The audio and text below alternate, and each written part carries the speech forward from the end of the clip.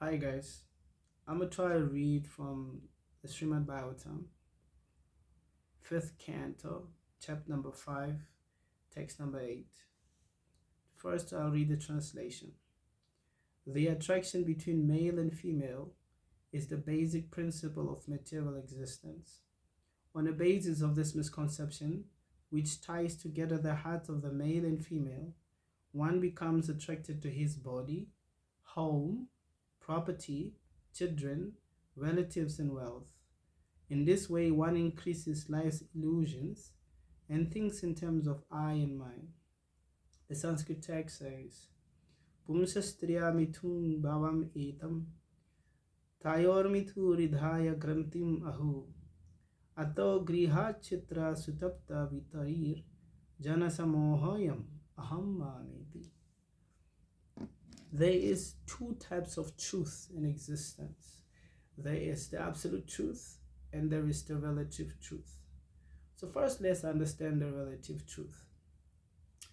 Everyone in this world have experienced that a child is born, but before this child is born, there must have been a conception. There must have been a man and woman, they got together, they had sex, and then from sex, an embryo was created. From there, the baby came out and grew up to be you.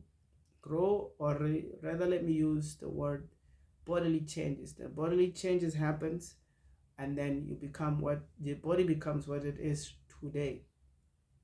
So then you call that those people your parents, a pair that put you in this world, or the pair that brought you through their bodies, and they themselves have a pair that brought them here through their bodies.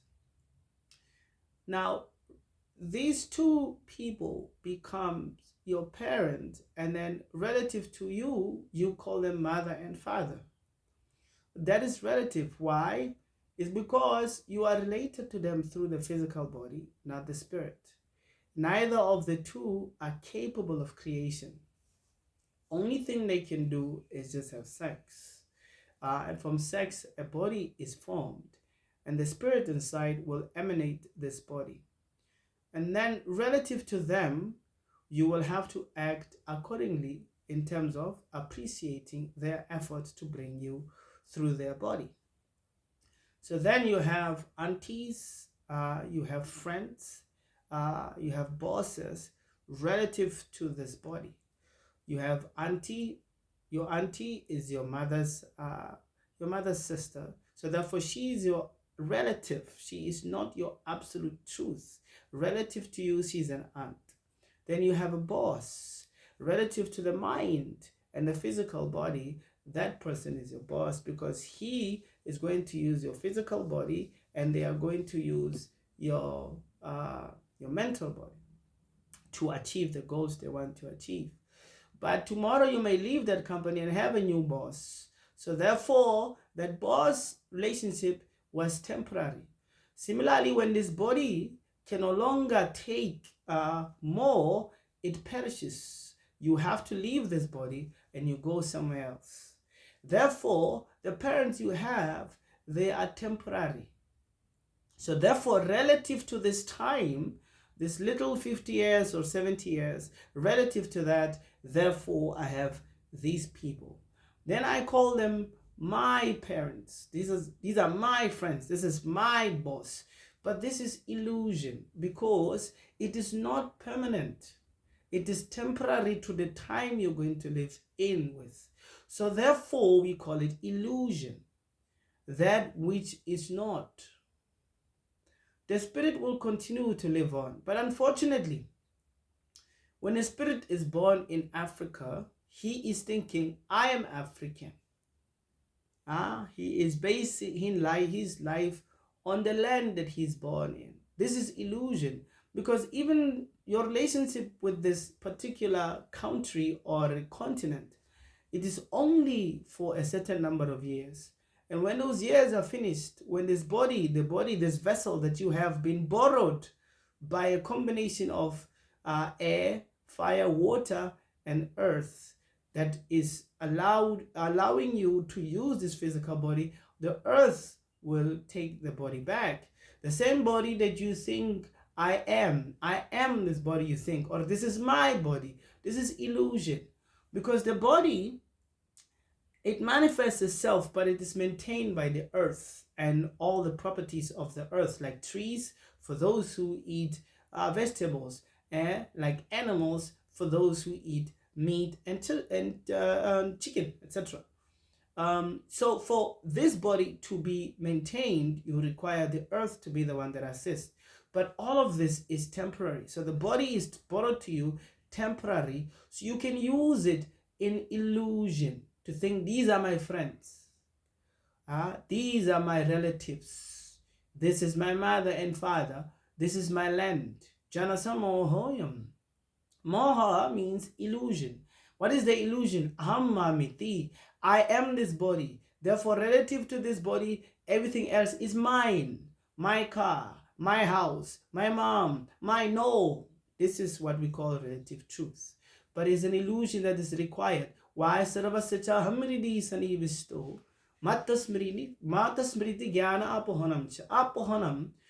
When you come on the earth, the basic principle of coming on the earth is that one must forget who they are so that you can relate to everything else that is here in terms of illusion. Because if you are in truth of knowing who you are, therefore you will know everything else here is temporary. It is manifesting itself so that I can have some form of pleasure here, which again is an illusion. Why? This world is Durga. It's also called Dukkalayama Sasatam. Durga, Dur, like the word Durban, as you guys call it. Dur means misery. Bhan means forest. When the Indians came here in South Africa, the place called Durban. I will also call Durban, because it is not a simple life. Durban means a forest of misery, especially the cities. Relative to this physical body, one is experiencing more pain than they can experience pleasure in this world. Therefore, this place is called Dukkalayama Saswatam. It's a temporary place full of misery. How do we know this? We are attending mental courses, psychological courses, because our friends and relatives, they cause us mental and emotional pain. Maybe every now and then they give us a little bit pleasure. We are dancing, there's a party, etc.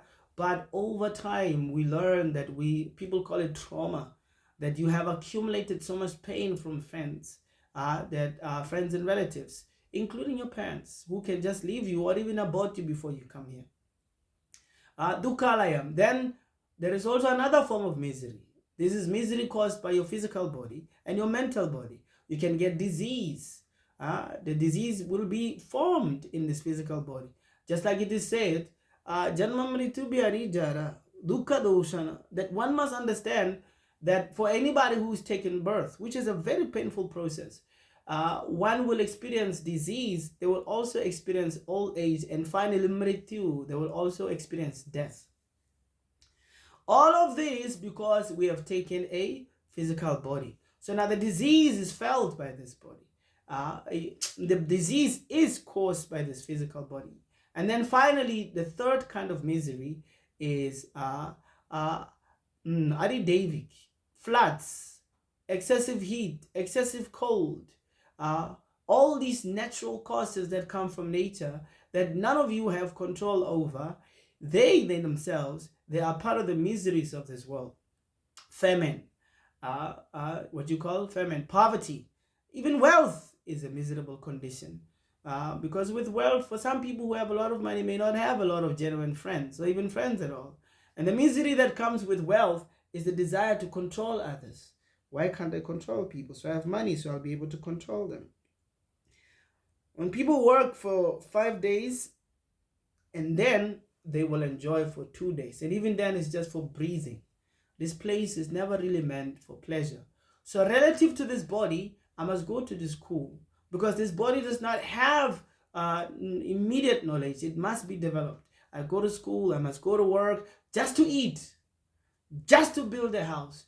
But the basic principle of this building of houses is sex. We are all attracted to sex. We are all in this world hoping that maybe tonight we can have good sex.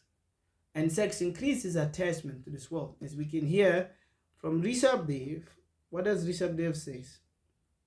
The attraction between male and female is the basic principle of material existence. Material existence. What is material existence? Material existence means temporary existence. That everything that you see at this particular point in time, it is temporary. It is not permanent. So it is called asat. There is sat and asat. Asat means temporary. Sat means permanent. If there is asat, if you are experiencing a temporary experience and hoping to get a permanent experience, for example, when we say permanent experience, means that everybody wants to go, not everybody, some people want to go to the tavern in the weekend so that they can enjoy and dance all they like. But that's only for those 3 days, right? And then everybody has to go back to work. So on Monday, Tuesday, people talk about what happened in the weekend because they want to experience that joy they experienced in the weekend. But even then, it's not the entire weekend. It's only for a couple of hours. And the other hours, they have to do laundry. They have to go to the societies. They have to take care of some kids, take care of some business, go buy some groceries. And then in the evening, they go and try to enjoy. But one is in wish for permanent pleasure. That is every single day. For every step is a dance. Every word, it's a song. Because it's in the singing, isn't it? The dancing, the singing, the eating, the drinking, all the stuff put together. They create some form of joy, some form of happiness. Ananda. Anandam buddhivardhanam pratipadam purnam rita swadanam. You want to have ananda that is complete, that is purnam, that is every step. Anandam buddhivardhanam. Pratipadam purnam rita swadanam. Then for this to happen, one must give up asat. One must give up this relative existence. It is only in relative existence that we will only experience pleasure that is up and down. One day is pleasure, one day is misery, one day is pleasure, one day is misery. Caused by our physical body, caused by our relatives, caused by our relative means everybody, friends, parents, brothers and sisters, siblings, all those, that is which bosses, whatever that is related to this physical body will cause us misery and some pleasure every now and then. So it's mixed. It's called mixed pleasure and pain. So one will experience, in the asat, they will experience mostly dukhalayam, which is a lot of misery. So then if one is interested in something else, one must give up this asat, right? So the other thing of the two is all other living entities. Like, for example, you try to sleep at night. Then what happens is you have mosquitoes, right? Disturbing you, dogs barking at night, right? So that's some form of misery, some form of a disturbance. And then the worst disturbance of all is knowing from the top of your head, death is coming, it's on the way. It will take away what you're experiencing in this world. If you have got a beautiful body, death will take it away. If you got a lot of money, death will take it away. So therefore, it behooves a person of intelligence that actually, what is the source of all this? The source of all this is thinking, I am the body, and everything related to the body is mine. This is illusion. Nothing in this world is yours. Africa is not yours. Swana, asisarao. It's still relative. Spade is not yours. You find it here. You're going to leave it here. This body, you found it here. You're going to leave it here. Just like for those who are eating chicken and animals. That animal is probably thinking the same thing. This is my body. But you have taken that body. You have incorporated that body here in your body. So that animal, the soul that was in an animal no longer have this body.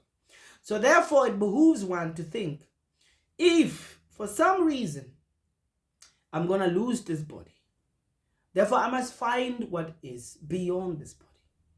That which is not temporary, which is permanent. Is there such existence? Yes, there is. Is it worth it? Yes, it is worth it. Why? Chedodharpanam arjanam babadaba mahagnini vapanam sreya kairava chandrika vitaranam vidavadu jivanam anandam buddhivardhanam pratibadam purnam rita sadhanam sarvatma snapanam param vijayate. Shri Krishna Sankirtan. Sarva snapanam. First, you have to give up thinking I'm this body and I'm the all in all. I am the Lord of all that I survey, and surrender to the process of being a servant. And then what must serve? What must one serve? You can't serve the politicians. You can try to appreciate your families, etc., but you cannot serve. What needs to be served is eternal. One must find eternal service, because only in eternal service, perpetual service, can one be happy. In temporary manifestation, one cannot be happy. You cannot be happy just thinking, I'm a bricklayer, I'm a scientist, I'm an accountant. No, those things are temporary. They come and go. One must find eternal service. Then one must understand this Sat. Do not ever think that anything in this world belongs to you. You come here for some time, you're going to leave. The trees, you found them here, they will also leave. Their souls that's in the tree, they will also leave. Which also begs the question that if you leave and you're going to go into a new body, the conditions of the new body may probably not be the same. You'll have new parents, new relatives. Therefore, why do other people do certain things? Which are for another video. Why do we relate ourselves to people who have left us, who are gone to other areas, to other parents? Because we have experienced them in this particular life, but now they have gone to another life. They continue to another life. Just like you are in this life, you forgot your previous life. And this will go on perpetually until you realize, I'm not this body. These people I see here who have the mentality of a particular family, they're only temporary manifestation for me. There'll be a time when I'm no longer with them. When that time comes, they have to accept, I'm no longer there, I've moved on. And for those who are unable to move on, they have a bodily vibration that is very strong. They are around to disturb us. But then we must release them by certain processes and then adhere to the Spirit. Thank you.